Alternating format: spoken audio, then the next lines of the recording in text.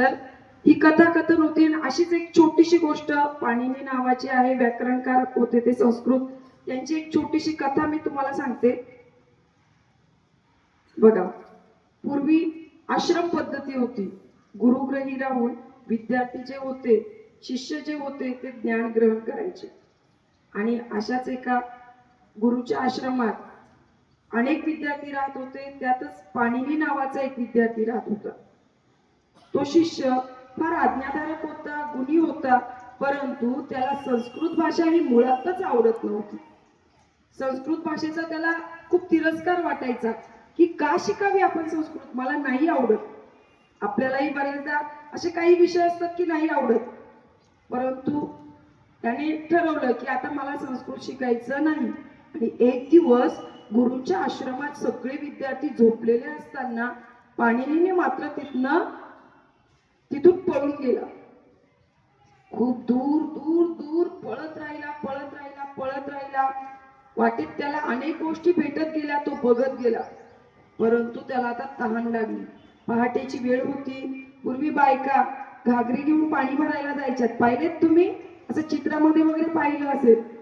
आता आपल्याकडे नळाला पाणी येतं, परंतु त्या बायका घागरी घेऊन पाणी भरायला चाललेल्या होत्या. पाणी त्यांच्या मागे गेला आणि त्यांनी बघितलं की तिथे विहीर आहे आणि बायका पाणी ओढत आहेत. पाणी ओढतात, त्या घागरी त्यांनी जिथे ठेवलेल्या होत्या त्यात त्या ओढतात. पाणीने तिथे पोटभर पाणी पिला आणि तिथे बसून राहिला. थोड्या वेळाने त्याने त्या बायकांना घागरी उचलून डोक्यावर ठेवताना पाहिलं आणि त्याचं सहज लक्ष जिथे घागरी ठेवल्या जात होत्या ना त्या दगडाकडे गेलं. दगडाला त्याने पाहिलं की असा खोल खड्डा पडलेला होता. मग त्याने त्या बायकांना विचारलं की हा दगड पूर्वी असाच होता की याला खड्डा होता? त्यावर त्या बायका ज्या पाणी घेऊन चाललेल्या होत्या त्या म्हणाल्या, अहो नाही, अरे नाही, हा दगड पूर्वी असा सपाट होता, परंतु आम्ही रोज याच्यावर घागर ठेवतो ना, म्हणून त्याला बरोबर त्या घागरीच्या बुडाचा आकार आलेला आहे.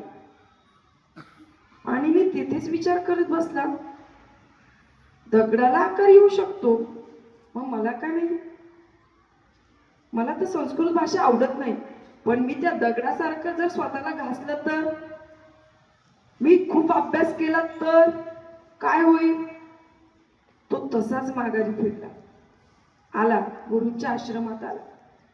त्या दिवसापासनं त्याने मनात निश्चय केला की मी संस्कृतात सर्वात जास्त आणि खूप अभ्यास करेन. आणि खूप अभ्यास केल्यानंतर त्याने स्वतः संस्कृत भाषेचा व्याकरणाचे नियम बनवले. सगळ्यात बुद्धिमान विद्यार्थी तो ठरला. मग तात्पर्य काय आहे की जी गोष्ट आपल्याला आवडत नाही, येत नाही, परंतु ती गरजेची आहे, तिच्यासाठी आपण जर खूप प्रयत्न केला तर आपण नक्कीच त्याच्यात यशस्वी होऊ शकतो. पाणिनी हे थोर संस्कृत व्याकरणकार बनले, तसं आपणही बनू शकतो. चालेल ना?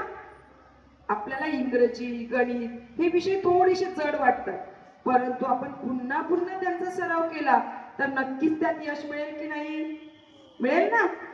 मग आजपासून किती अभ्यास करणार? तुमचे शिक्षक, तुमचे गुरु खूप ज्ञान देतात, परंतु आपण त्याचा उजाळा करण्यात कमी पडतो. म्हणून सर्वांना विनंती असेल की पाणिनीप्रमाणे आपलं ध्येय उत्तुंग ठेवा. जी गोष्ट मला येत नाही ती मी नेहमी करण्याचा, सतत सराव करण्याचा प्रयत्न करेन आणि नक्की यश मिळेल. थँक्यू.